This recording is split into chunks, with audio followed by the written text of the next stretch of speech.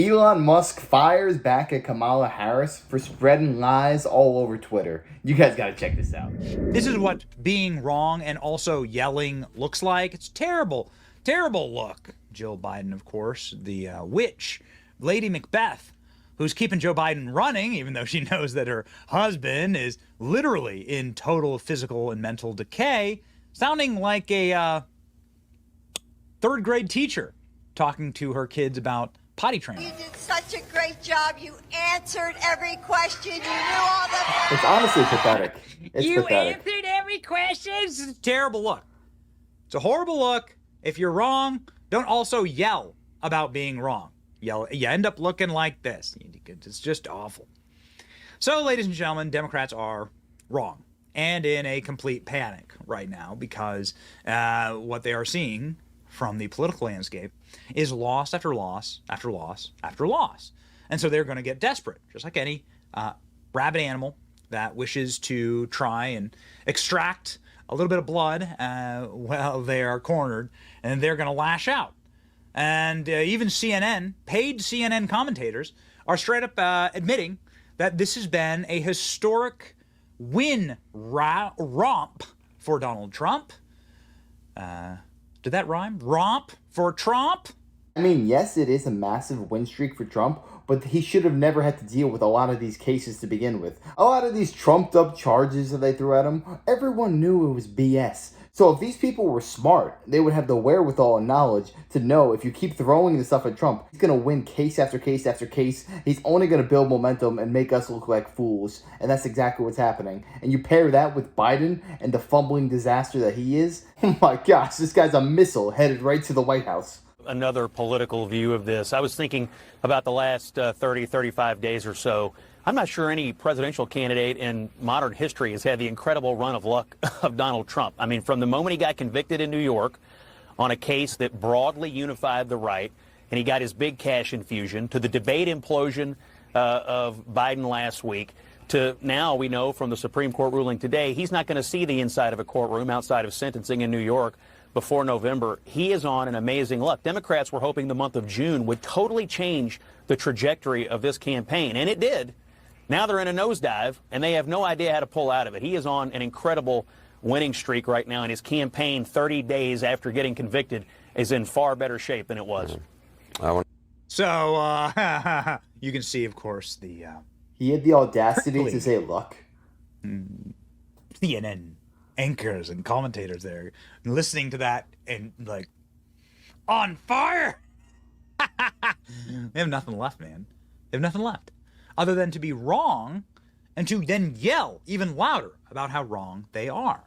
I expect for the next 4 months simply lies and screaming from the left as they descend into pure and total chaos. Here, ladies and gentlemen, we have a great example of this. Kamala Harris tweeting less than 24 hours ago, Donald Trump would ban abortions nationwide.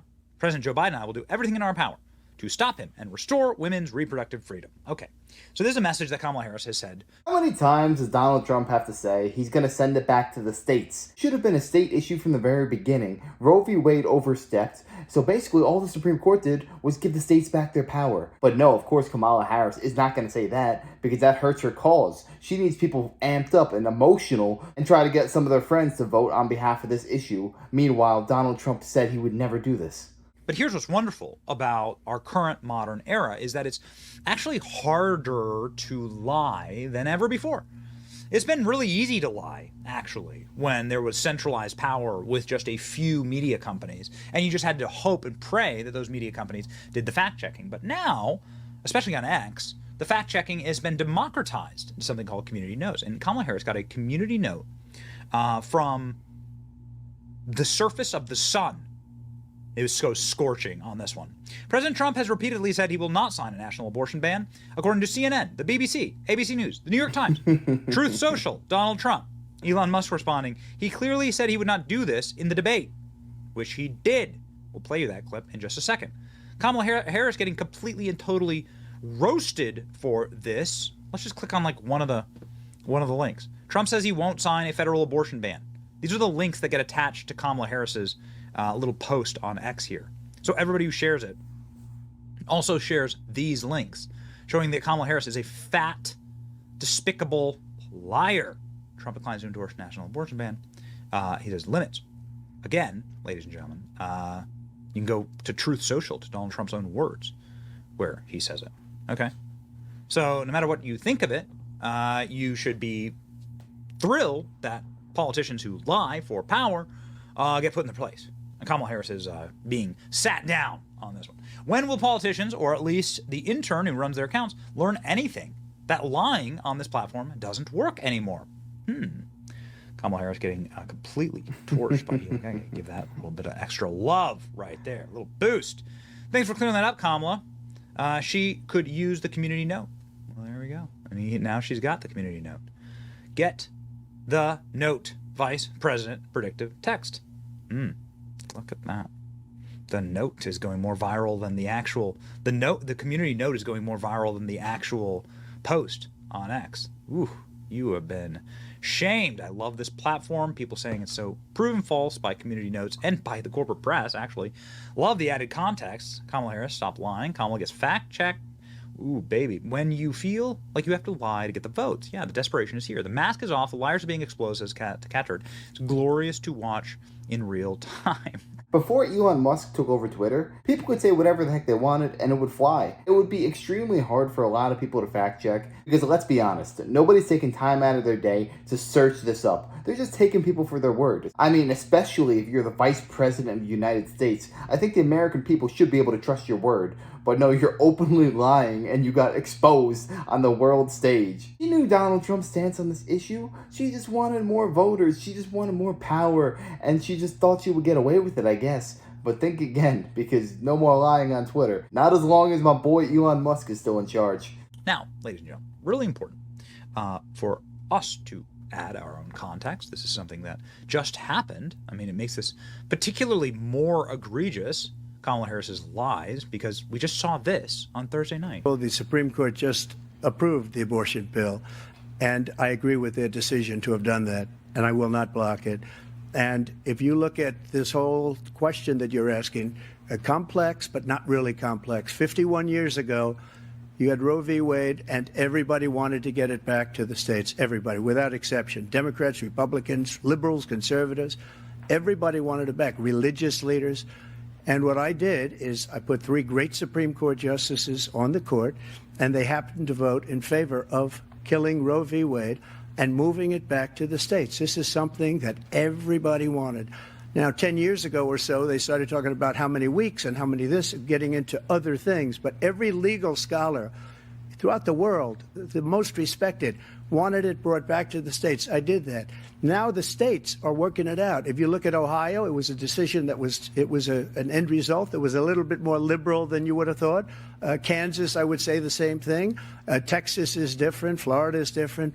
But they're all making their own decisions right now. And right now, the states control it. That's the vote of the people. Like Ronald Reagan, I believe in the exceptions. I am a person that believes. And frankly, I think it's important to believe in the exceptions. Some people, you have to follow your heart. Some people don't believe in that. But I believe in the exceptions for rape, incest, and the life of the mother. I think it's very important. Some people don't. Follow your heart. But you have to get elected also. And because that has to do with other things. You got to get elected. The problem they have is they're radical because they will take the life of a child in the 8th month, the 9th month, and even after birth. After birth, if you look at the former governor of Virginia, he was willing to do this. He said, we'll put the baby aside and we'll determine what we do with the baby, meaning we'll kill the baby. What happened is we brought it back to the states, and the country is now coming together on this issue. It's been a great thing. What an unbelievable... Listen, I don't really care what your opinions are on abortion. I have my own personal beliefs. But Roe v. Wade was an overstep of the federal government. The states deserve that power to decide for themselves whether they want to outlaw it or not. And that's what Donald Trump did when he elected these people to the Supreme Court. But what he just said there was clear as day. He basically said he's not going to block it. He's not going to block. He agrees with the decision, and he will not block abortion nationwide. So clear as day, he said he would never do that. Yet Kamala Harris, a couple of days later, oh yeah, he's going to do that. Are you kidding me? Did you watch the debate? Did you not witness this? Or are you just a pathological liar? I don't know what it is. I think she's lying and she knows it. But what do you guys think about this? Did Kamala Harris willingly lie on her tweet? Or was it just ignorance? Or was it like an intern who tweeted it on her behalf? What do you guys think down below? I'd love to hear that. And also, out of all the issues that are going on in our country right now, what issue do you think Donald Trump should focus on most? What do you think is his best chance of winning back the White House? Let me know in the comments. I'd love to hear that. And if you enjoyed, make sure to smash a like, comment, subscribe, and wish you guys nothing but the best. Until next time.